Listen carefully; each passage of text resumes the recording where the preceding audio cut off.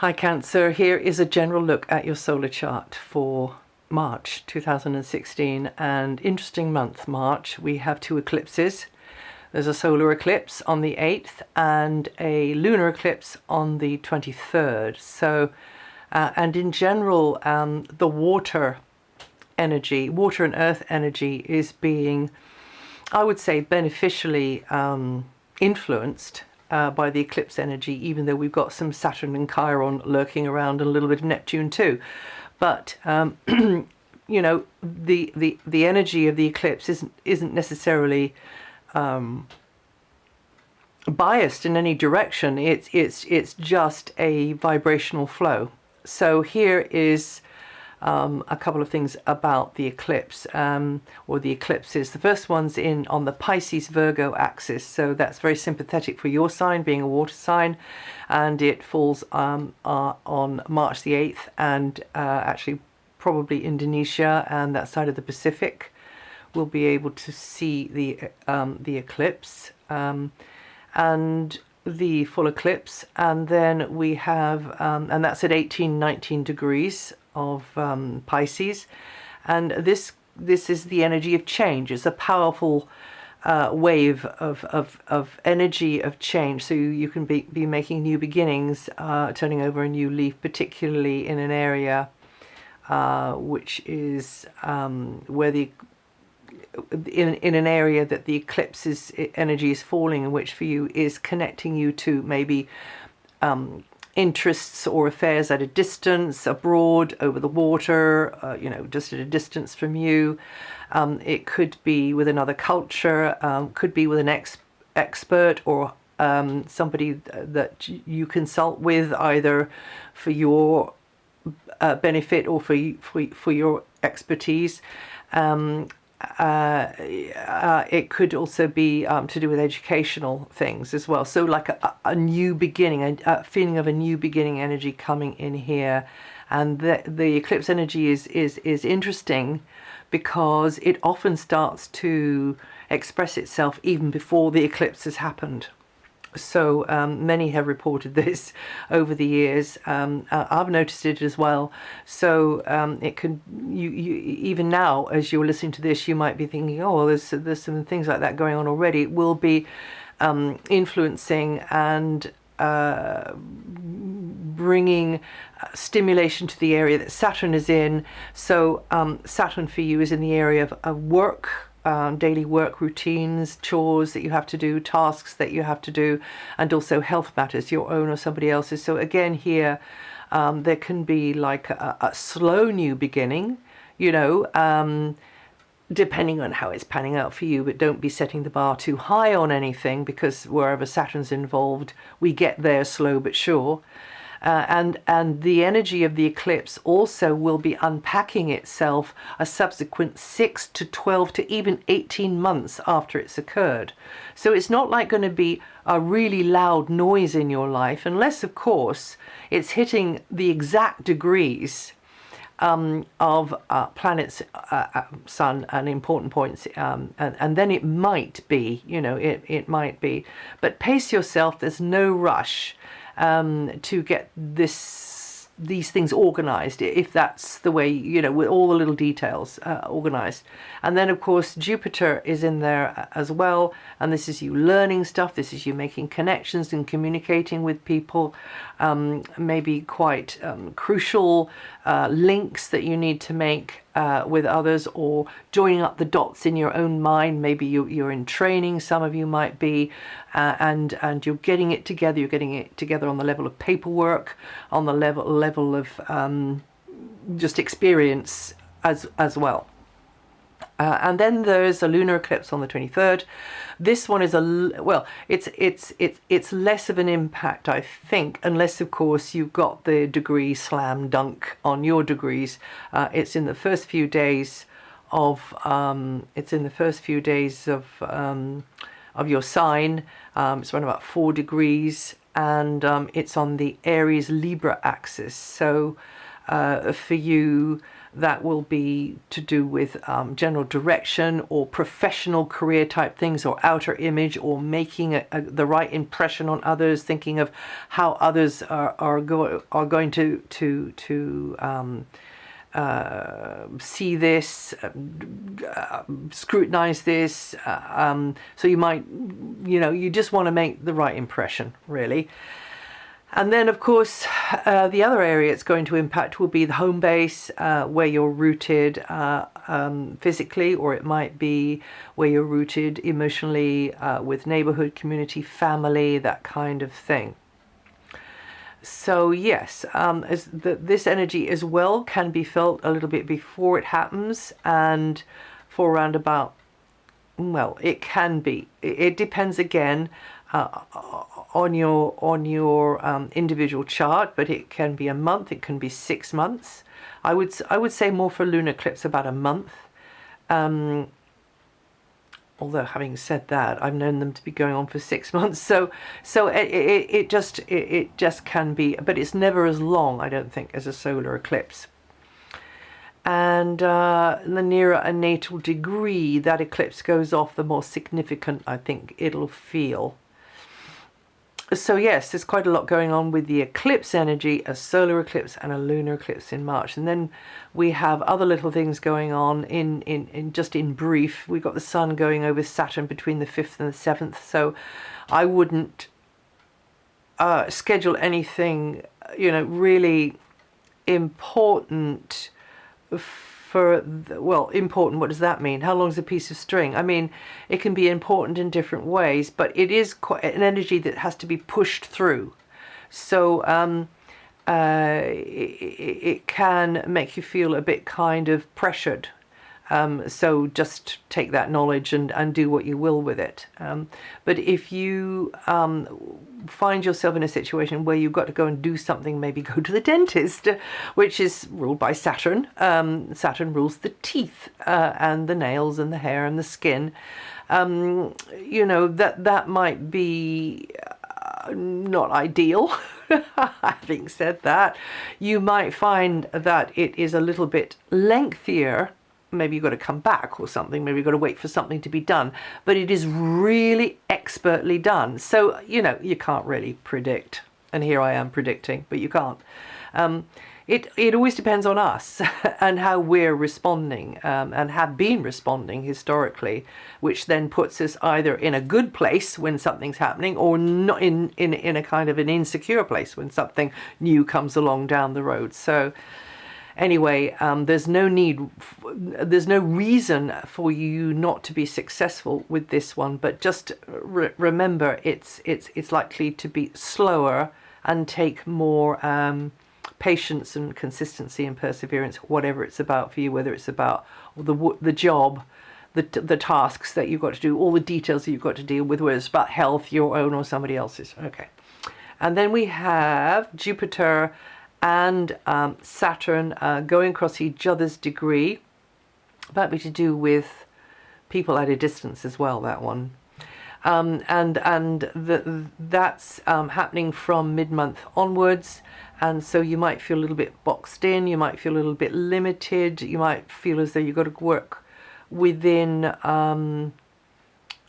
too strict a sort of margin, but as a matter of fact, you could be saying, okay, if this is going to be clipping my wings a bit, then I am going to be the one that decides how this works. So you accept that you are working within limits, but within those limits you're being quite free and you're discovering a new option or two. And then we have Mercury. Mercury and Venus actually are going to cross paths with Neptune, and that'll be for Mercury the 10th and the 11th, and that'll be for Venus the 19th and the 21st. So it might mean some foggy thinking on somebody's behalf. It might mean somebody gets the wrong end of the stick, you or somebody else. It might mean... So, in other words, you have to listen more carefully, particularly around those dates. It can be... These dates are always... not like a light switching on and off, it's like a dimmer. So it might be a little bit longer, it might be a little bit shorter, it depends. But anyway, it won't be much, it won't be much longer, maybe a day on the other side, especially when Saturn's involved, which it isn't in this case. So the 10th and the 11th, you have to listen more carefully and make sure that you've heard correctly, or communicate with more clarity, more carefully, and then that should be okay. But your imagination can be working very well, actually. So this is what I'm getting at, really. Don't let the imagination trip you up.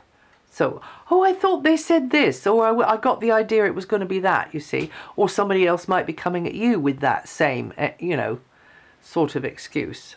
It's not really an excuse or explanation.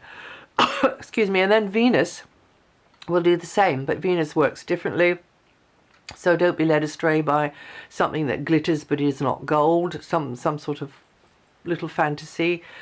Now, having said that, both of these going over Neptune can work really, really well, because you can feel a really deep connection with somebody or something. Can be quite profound, and you could find that your surroundings just touch your heart, or something going on around you is beautiful. It might be entertaining, it might be musical, it might be to do with art. It just might be the scenery. But anyway, what it brings out in you is that kind of heart energy and that connecting, which goes beyond the mind and the analytical mind. So that sounds quite nice, as long as you, as long as you are making sure that the other part of the energy, you're communicating clearly. And then Saturn is still pretty close to Uranus in the first half of the month, meaning a steady focus and consistency is what's needed with working on maybe an unpredictable situation, maybe a situation to do with groups, maybe a situation which is humanitarian, maybe a situation which is to do with friends or a friend. But things are likely to change for the better here. You just got to keep plugging away at that. And anything to do with the internet with that one as well. And then in the last week, Mars goes over the Sun. That can be a real sort of wave and boost in your vitality. And you can be feeling quite decisive. You want to take action. Or maybe it's not like that, because when I talk about an aspect, it's like, well, the same aspect can be expressing differently according to where we're at, really, when the aspect comes along. So it is a good time to get the ball rolling, or if the ball is already being rolled, then it's a good time to get more involved. It's a good time to just take more steps, really, and in a physical sort of a way. And it might be like that, but it's again a very positive aspect. The same as Saturn Uranus is a very, very positive aspect as well, and there are other positive aspects. And then very, very quickly, the Sun is in a very expansive, outgoing area until the 20th. You can see fresh possibilities outside of the box, maybe by travel, maybe by joining up for something. Venus and Mercury are in an area for strategic planning, for drilling down to the truth of something, or weighing things up in an intuitive kind of a way. Your gut knowing will be stronger. But again, there's this feeling of connection, of linking maybe deeply on a feeling heart level with somebody else. This is altogether possible with Venus and Mercury together in the same area here. You and somebody could really click, there could be a deeper, rewarding bond with somebody. Or it might not be like that. It might be about property. It might be about joint interests in property, maybe debts due and owed, that kind of thing. Or it could be about a jointly held idea or project or passion. But whatever it is, it's you're not alone, in this sometimes quite sensitive area here. Then the pair of them move out of there, Mercury on the 5th and Venus on the 12th, into the area that the Sun is in, very expansive, not so inward, not so introspective, outgoing, going. Also, the sun then moves on the 20th, leaving those two behind into an area where you've got to be taking you've got to be sort of aware of your image, aware of being scrutinized maybe, or not like that, aware more of your worldly responsibilities, having to deal more maybe with officialdom and bureaucracy. Some of you, the overall idea is to project the appropriate image, make the right impression. You just be more aware of that. Up until the 6th, Mars, which has been here for ages, is in a very romantic area for some of you, an area of children, an area of pets as well, and them being the center of your attention, or indeed for some reason you being the center of somebody else's attention in a more playful kind of way. It's a playful area, this. It's empowering, it's creative, it's a good time for creative projects and new enterprises. It's great for that. And you will be investing maybe, your creativity, your time, your resources into something or other there.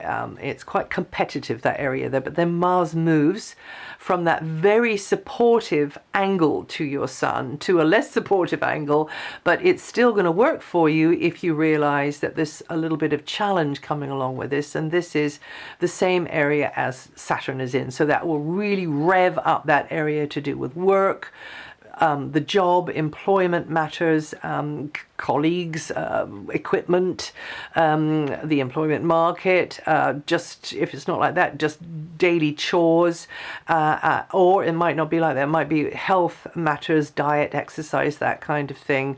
And collaborations can be productive. You can achieve success in a very dynamic kind of a way, but there could be some annoyances from time to time, because Mars does like to have its head, likes to be out in front, can be a bit feisty and a bit bossy.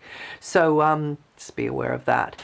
And then I've mentioned Saturn. This is the Stitching's time saves aspect with Saturn, and you've got to work harder. Maybe you've got to take on more, but you've got to be looking after your body too, and plugging away at training, learning things on a practical level, and feeling that people or conditions crap your style at times, but it makes you savvy, you learn, and you push through it into wiser choices in the future. That's the idea. And you Cancerians born the 6th to the 9th of July, or with 15 to 17 degrees rising, going to feel that energy the most. Jupiter is expanding in a fantastic way for you up until this coming September, supporting an outgoing, upbeat, positive frame of mind. It's a very long transit. You can be on something of a learning curve, and having to deal maybe with more paperwork, some of you, but it's educational. You're learning a lot. You can be getting interested in daily exchanges, which maybe connect you with people whose background is different to yours, or who are abroad from you, or they're from a different culture, or they've got a certain expertise, and a specialist expertise that you're connecting with. Maybe you're in training yourself. You Cancerians born from the 5th to the 12th of July, or with 14 to 20 degrees rising, going to feel that the most. And also this is about you being creatively self-expressive and learning, figuring out the sandbox you're in, and figuring out which bits of it you enjoy most and you do best, and then leaving aside the rest of it. Uranus, you Cancerians born the 8th to the 13th of July, was 17 to 21 degrees rising, going to feel that energy the most. And then Pluto, you Cancerians born the 7th to the 10th of July, or with 16 to 18 degrees you're going to feel that energy the most. And that's it for March. If you know your rising sign or your moon sign, listen to those, and also check out any of this material. It's on my website, DianaGarland.com. And that's it. I'll see you the next time.